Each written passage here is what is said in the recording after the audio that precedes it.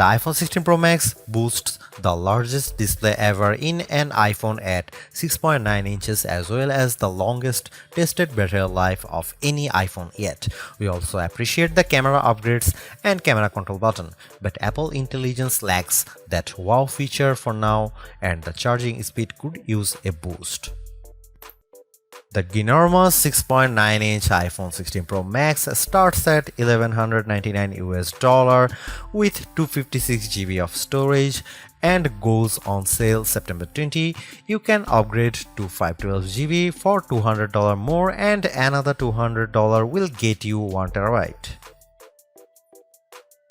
I have been a Pro Max user for years since the iPhone 11 Pro Max, but after testing the new iPhones, I'm actually torn about the iPhone 16 Pro Max. It has the largest display ever of any iPhone at 6.9 inches. Yes, the thinner bezels help keep the device somewhat compact, but it is still taller, wider and heavier than the iPhone 15 Pro Max, which I thought was the near perfect size and weight for a big screen phone. I have gone from feeling like I cheated the system to feeling slightly cheated. This might be an unpopular opinion, but I think the new Pro Max is a little too big, at least for my hands. It's more of a stretch now to do simple things like scrolling through web pages or TikTok, and once you put a case on your iPhone 16 Pro Max, it's like a mini tank. The good news is that the Pro Max is built to be more durable.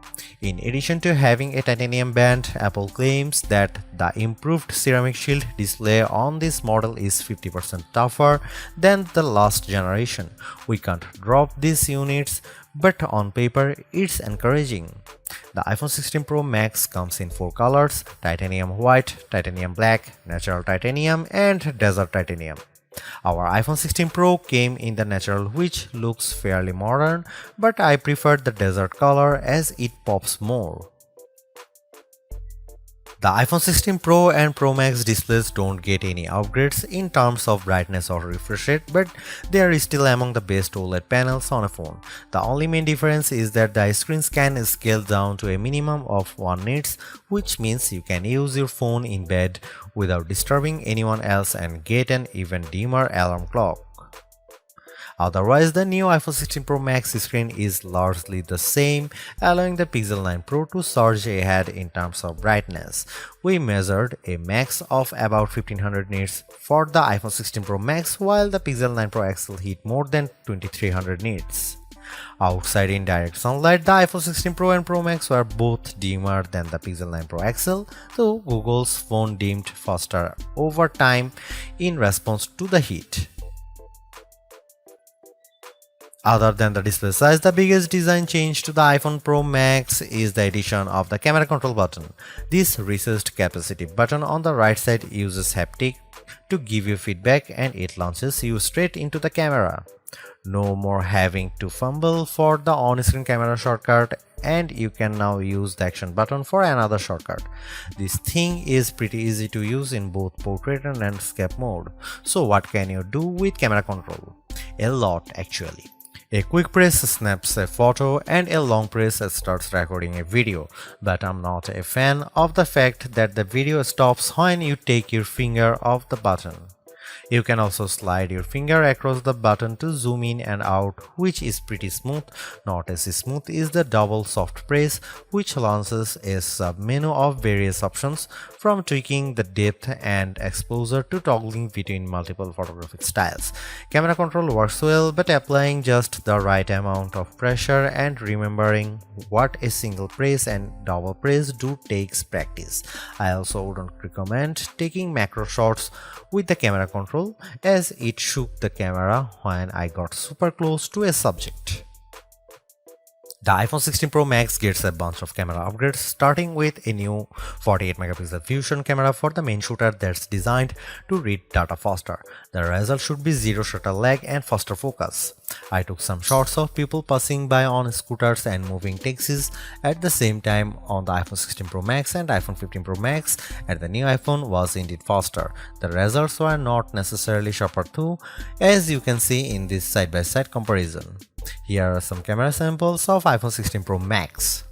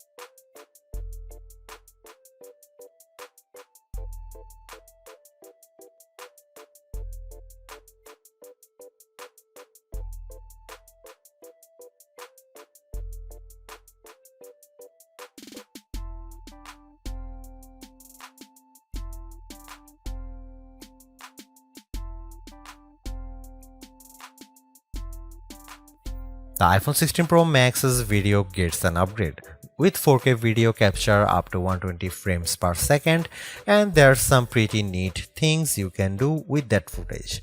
Using the playback speed controls, I could slow down a ping pong match to 50%, 25% or 20%, and the footage still looked sharp. Apple Intelligence is Apple's version of AI that's designed to be more secure and helpful than what Samsung and Google offer. But right now, Apple Intelligence is more of a tease since it's in developer beta right now and it won't launch for the rest of us until October. Even then, certain features won't be available such as visual intelligence and ChatGPT integration. So what will you be able to do with the Apple Intelligence starting in October? It starts with a new Siri. The assistant has been revamped, starting with a redesigned that makes the whole outside of the display glow when summoned. And you can type to Siri. Now you are in a situation where you don't want to use your voice. Siri is definitely more forgiving of screws up, as you can correct yourself on the fly and it will still get your command right. I started a timer and changed the time mid-sentence without a problem. You can also ask follow-up questions and Siri will get for the context. Apple Intelligence also delivers a wide range of writing tools. You can have the iPhone 16 Pro proofread your copy for grammar and word choice, or get help rewriting if you want to go for, say, a more professional tone. For example, I put together a mock email demanding a raise and I got something back that is much more appropriate. You can also have Apple Intelligence summarize long passages of text as I did with a few notes.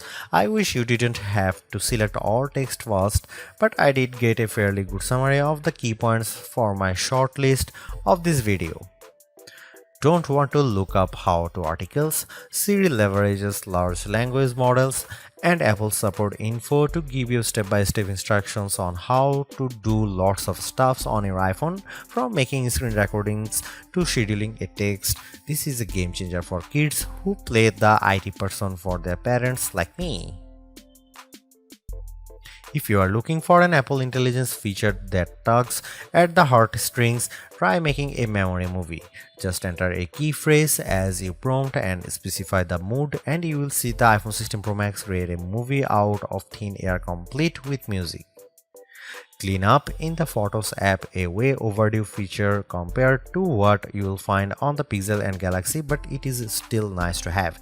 You can remove unwanted objects or people in the frame with just a tap. The cleanup feature worked fairly well when I tried to remove a person from a selfie, but you will get the best results if the background isn't too complicated. The iPhone 16 Pro Max is indeed an iterative upgrade, and maybe it wouldn't feel that way if Apple Intelligence was available today along with all the promised features. Instead, it's going to trickle out over time, so I would not to be in a rush to upgrade. Having said that, I think that iPhone 16 Pro Max is the best phone money can buy right now if you want the biggest screen and longest battery life. It lags in zoom versus the S24 Ultra, but you get more endurance, better camera quality, and plenty of creative features like photographic styles and audio mix. I actually preferred the AI capabilities of the Pixel 9 Pro XL series with its smarter Gemini Live voice assistant and other features like Add Me for photos and Pixel screenshots. But the Pixel's performance and battery life trail the iPhone 16 Pro Max. For me, the iPhone 16 Pro Max retains its title as the best phone, but it's not because of Apple Intelligence.